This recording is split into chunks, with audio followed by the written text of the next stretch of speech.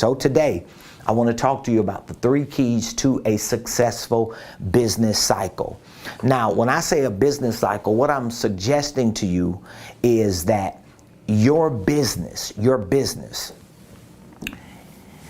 it has to have many cycles, but one specific cycle needs to be the cycle of how you and your business get attention, how you and your business makes conversions, and how in your business implement retainment. So there's a cycle that has to happen and that has to perpetuate in your business. This is not just something you're going to do in the month of March.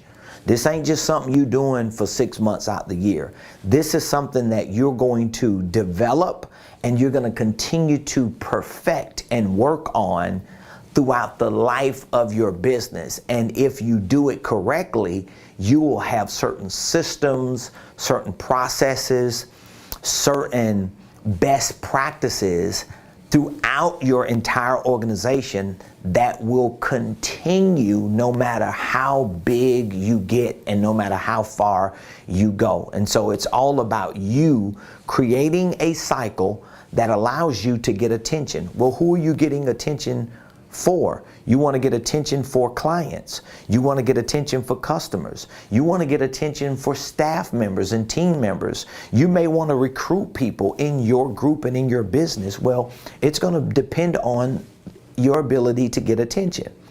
And then once you start getting attention from customers, from clients, from recruitments, and from staff members and people in the marketplace, you have to know how to make conversions. So that means I've got to convert someone who may be a potential client or customer into a real client or customer. I have to recruit and I've got to get the attention of people who want to become members of my team. But once I get their attention, I need to convert them. And so there are certain things that I have to have as value propositions for people to want to work with me, for people to want to do business with me, for people who want to build with me and help me grow my organization. And then once these conversions take place, I want to make sure that I can implement a program or systems and processes and practices that provide retainment. I want to retain what I have. So I want to continue to perpetuate it, but I also want to retain it. So how do you actually do this? Well, there are 3 keys. There are 3 keys to doing this. Now, again, I'm going to give you more of the technical pieces of each of these 3 keys. And if there's more information that you need, please keep in mind, we have an entire online virtual training program that teaches a lot of these principles and practices. We have a mentorship program that not only includes the virtual, but it also includes me and my team working with you. Weekly coaching calls, quarterly masterminds and workshops where you're able to come together with a community of people and work through these things. And in many cases, be with people who have already developed some of these principles and practices that you can gravitate and adopt for yourself. So what are the 3 keys to creating a successful business cycle where you're able to get attention? All right, you're able to make sure that people see you and hear you and know you, but then you're able to convert them into followers, convert them into clients, convert them into believers in your vision, and retain it so that your life is not an open, like an open and closed door. Like your life is not a revolving door. People are always coming in and people are always going out. And this could be applied to any area of your life, definitely business, but think about it. It can be applied to your life personally. If you don't get the attention, if you're not attracting the best people, it's something that's broken that has to be fixed. The cycle is not developed yet. If you're getting attention for the right people, but you don't keep them, they don't become friends, they don't become a part of your life, they don't stick around long enough, that's a conversion issue. But then if you get people converted, do they stay forever, or do they find a place in your ecosystem? This is a very, very, very powerful dynamic. So what are the 3 keys to a successful business cycle? Well, number one, the first key, your business has to be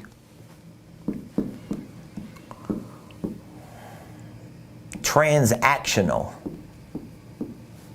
And again, if you Google a lot of the stuff that I be saying on my show, you will see that there are tons of books and literature and studies and science and statistics and data behind a lot of what you hear me say, because I didn't just come up with this stuff. But a lot of times I'm one of those people where I may read 20 books on a certain subject, and once I read those 20 books and I gather the data from those 20 books, I may come to certain conclusions that make sense to me, so that I can take it and convert it into something that is practical for my life and for my business. And I think that resonates with my community. It resonates with the people that connect with me, because you may not be the person that's going to go read 30 books. You may not be the person that's going to wait 12 years to figure something out. You may not be the person to do all the digging and the diving and the researching and the nitpicking to figure out what is the perfect system or process or practice that's needed for A, B, C, or D. But when you listen to someone like me or connect with someone like me, I may have already done some of the due diligence to give you that lift to make it easier for you. So the first key to a successful business cycle is that your business has to be transactional. Your business has to be transactional. And these are like literally business leadership principles. Number two, the second key is that your business needs to be transitional. It needs to be transitional. I'll explain it to you in a moment. I just want to make sure you got it. Number three, the third key, your business needs to be transformational. And really, when you start getting into like the nuts and bolts of what I'm saying, like the real technical, logistical details of what I'm saying, what you're going to learn is when you own a business and make the decision to run and operate a business and grow a business, you are actually owning, running, and operating a set of systems, processes, principles, and practices that move in cycles that keep your business growing and progressing, which means you're going to have to know how to deal with people. It means that you're going to have to understand systems and processes. It means you're going to have to understand sales and marketing and all of these different things that literally make up a business. If you were to break a business down into microscopic sales, you will actually see that there are millions or probably billions of microscopic sales that make up this one business that you have a name for, that you put on a website or that you put on a card and present to the world. All they see is ABC Company LLC with a phone number, an email address, a website, and some products and services. But if you don't understand all the cellular details behind that little information on that card or that landing page, if you don't understand it, there are going to be some breakdowns, and you're going to suffer at the expense of not getting attention, not making conversions, and not having retainment. And these are principles and practices and systems and processes that I have to continue to learn and develop and grow and understand and evolve in and tweak and build on daily. It's daily. So you're going to have to be committed to do that daily. And again, when you find people who have done some of the work or maybe a whole lot of the work, you've got to learn how to jump in on that. You know, if you've ever grown up around people who played double dutch, you know, I'm a 70s baby, so we grew up playing double dutch, you know, like jumping jack. You know, we played double dutch, And you got to know how to stand on the sideline and then jump in and know when to jump out so somebody else can jump in. And if you're good, 1 or 2 or 3 people can jump in if they're big enough ropes. And so when you find a business owner or a company or an organization or a group, a network, a business community similar to what we have that's already figured a lot of this stuff out, at least to the extent that if you did exactly what they're doing, it can at minimum bring you to a 7-figure $1 million level. All you have to do is just make the decision to gravitate towards it. That's what you have to do. That's all you have to do. And before I get into this, I just want to share this because yesterday, my team and I, we trained all day yesterday.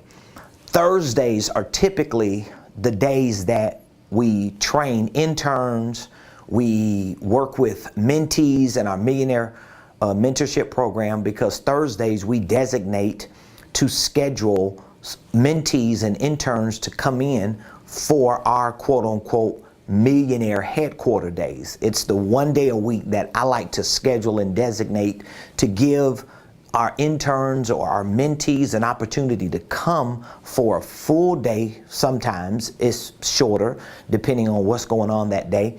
But for the most part, we give them an opportunity to come in and to really just see behind the scenes of how we're running a $1 million company and what we're actually doing to turn this company into a $10 million company. Like, you're able to literally see step by step, process by process, system by system, decision by decision, and you're able to shadow me and my team. You have no idea how impactful that is. But I brought that up to say that while we were on the back end of our training yesterday, it was probably about 3:30, maybe 4 o'clock, somewhere around there yesterday afternoon, and we're finalizing some of the few points that we wanted to go back over, because we were redeveloping and perfecting and tweaking certain things that we were doing, which is a part of running and operating a business, right?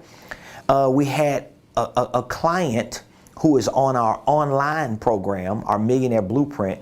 They called in and she was speaking to my personal assistant, and my personal assistant was like, well, Mr. Preston is here, you can speak with him. And then I got on the phone and she just kind of repeated to me what I just heard her say basically to my personal assistant. She was just saying, you have no idea how valuable this program is and how much I'm learning and how it's just changed my life. And she said it a couple times. She was like, it's worth so much more than what you are asking for in price, and people just have no idea how valuable this information is.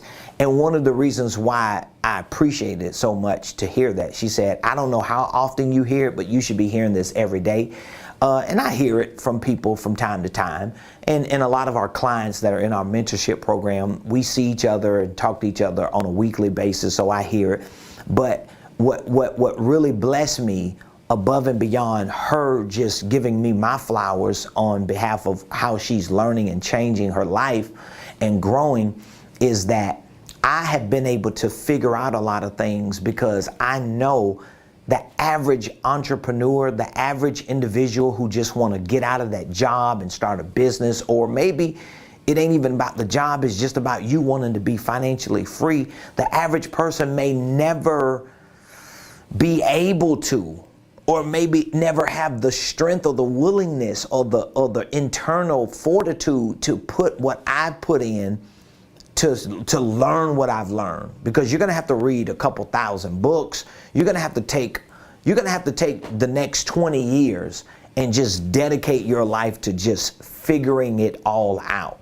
And keep in mind, while I have been building my business and my understanding of all these things in business, I've been simultaneously doing the same thing in ministry, because my calling is both of those tracks. I'm a train on 2 tracks. And so I've had to work on both, figure both out, study both, preserve the integrity of both. And so it all comes down to understanding the things that I'm talking about. So the 3 keys to a successful business cycle. How are you going to get attention? How are you going to make conversions? How are you going to develop and create and sustain retainment? It's going to be because your business is transactional. You and your business has to become transactional. You and your business has to become transitional. You and your business has to become transformational. So let's talk about being transactional. What do you mean by being transactional? Well, you have to simplify it. You have to simplify it. Here's what being transactional means. I have something in my hands. I extend it to someone else to put it in their hands. And in exchange for me extending it to put it in their hands, they extend their hands and give me money because I gave them something. Transactional. Transactional. Another word to describe the importance of transactions is sales. Sales. Wow, I destroyed that word. I don't know what happened. Sales. So you would hear people say this sometimes. You may have heard it before. Sales solves all problems. And what they're saying is the lifeblood of your business, the lifeblood, like the jugular vein of your business, the jugular vein. You know, if you cut that jugular vein, it's a wrap, right? The jugular vein, the lifeblood of your business is sales. It's being able and being willing, and to some extent being disciplined and repetitious and held accountable to be relentless in making sales. Did you catch all that? So if your business is transactional, what that means is you as a business owner, you as a CEO, you as an independent contractor, a self-employee, even in your job, if you have a role to play in your business, if you have a job description, becoming transactional means you are doing things within your role, within that job description, to make an impact in the revenue of your company, to make sure that people are knowing what your business is about. So you can be the janitor in your company. You can still make an impact of revenue in that business, because if a client goes into the bathroom and the bathroom is not pleasant, it can affect the revenue impact of that company because you didn't do your due diligence. And so everybody plays an important role, especially in a business, to create this cycle and to sustain this cycle. So your business has to be transactional. You have to get back to the basics. This is one of the conversations I had with my team yesterday, and we talk about it every day, but I really had a powwow yesterday about this responsibility of sales. Because if we're not making those sales, we're going to go out of business. It's just as simple as that. It's only so long a business is going to stay open without making sales before it closes, because the lifeblood of your business is sales. And so when your business is transactional, that means your business is led by somebody who is disciplined. They're relentless. They're held accountable. Now, if you don't have that in your life, that's going to be one of the issues why your business is not growing, or why your life or your finances are not growing. This should be one of the reasons why you have a coach. This is why people have coaches. And I know there are a lot of people who say they're coaches, and they've given coaching a bad name. They've given it a bad name. They've given mentorship a bad name. It's kind of like in my space of preaching and pastoring and leading, there are a lot of people who've given it a bad name. But just because there are some bad apples don't mean you still don't need to be a part of a bunch. You just need to find the right bunch that doesn't have bad apples. So if you are an entrepreneur, a aspiring business owner, you have to come to the acceptance that you need somebody who has done a lot of the things that you want to do, or maybe all the things that you want to do. You've got to reach up. You cannot stay stuck, and then you wonder why you're just overwhelmed and burnt out dealing with people who below you or dealing with people who are on your level. Well, you're never willing to pay the price to reach up to the people who are better than you, who can pull you to where they are, who can motivate you and inspire you. That's called accountability. That's called becoming disciplined. That's called taking responsibility. Guess what? It's called putting yourself in a position to be coached so that your life can become transactional. It's amazing to me how many business owners I talk to who are expecting for other people to do for them with regard to their business that they won't do for others. It just doesn't work that way. Think about it. Especially if you are a coach, if you are a trainer, if you are a motivator, if you are an influencer, if you have any type of products and services or ideas for products and services or programs that require people to follow you and listen to you and take your advice, and you don't have that for yourself, your business is not going to grow and succeed, because they're just like, there's no place for that. Am I making sense to you? Like, how are you going to get attention and attract somebody to listen to you when you are not in an ecosystem and being retained as a person who's listening? So I always tell the story how I've always, in ministry, I've always had a pastor since I've been saved. I've always had a pastor. I've always paid my tithes. I've always served the church. I love the church. I love church people because I didn't grow up like that. I came out of the streets. And so once I got saved and got into church, yeah, I've had issues with churches and church people, but none of that surpasses my love and appreciation for church and for church people and for the church community, the Christian community. Man, I love that community. Amazing people. And I love being around those kind of people. All right. But when it comes to business, I didn't always have the right mentors, the right coaches, the right people. And for a long time, I felt like I didn't have it because people didn't want to give me access to information. You probably been in that place in your life where you like, man, nobody don't want to give me nothing. Everybody want to keep it to themselves and everybody trying to hold it back. And I had to realize that it's not them, Ramon. It's you, dog. Bruh, it's you. You are unwilling to pay the price to get in the right rooms. And the moment I accepted that and took responsibility for why I wasn't in certain rooms, for why I wasn't in front of certain people, for why I didn't have access to certain information, guess what happens?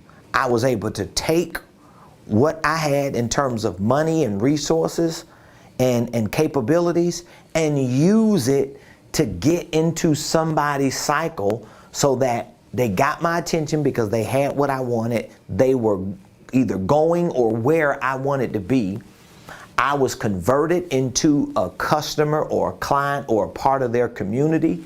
And I retained that relationship by continuing to feed that.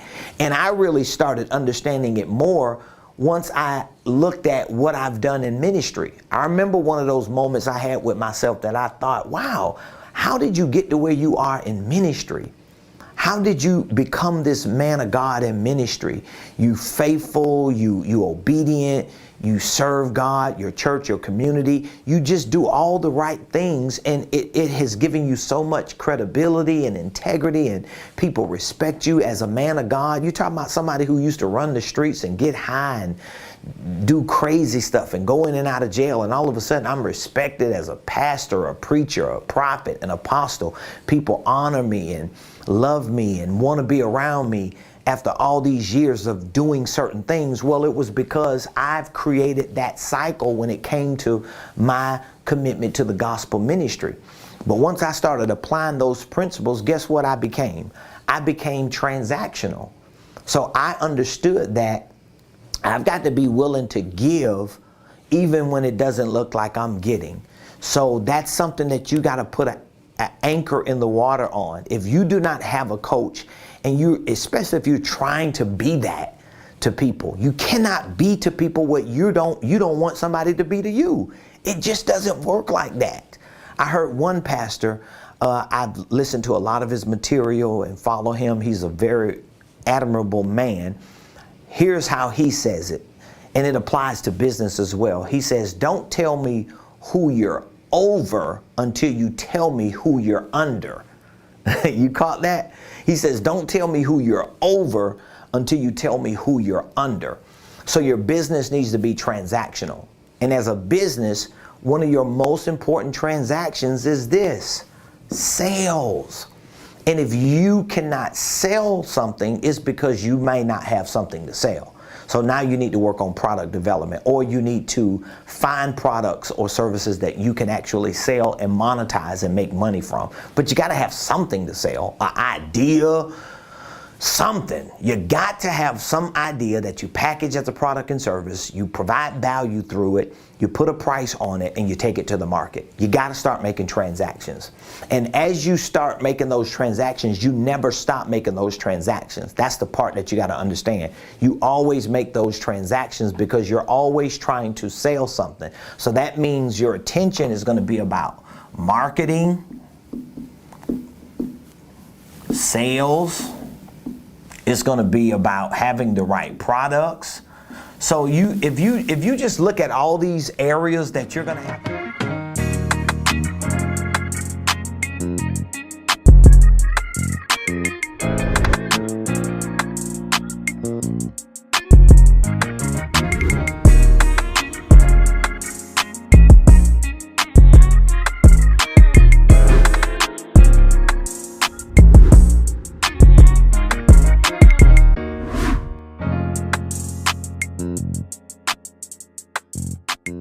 Be a millionaire? Well, I'm making it real easy for you because I'm giving you my personal playbook that I've used to go from hood figure to seven figures. It's called the Millionaire Blueprint.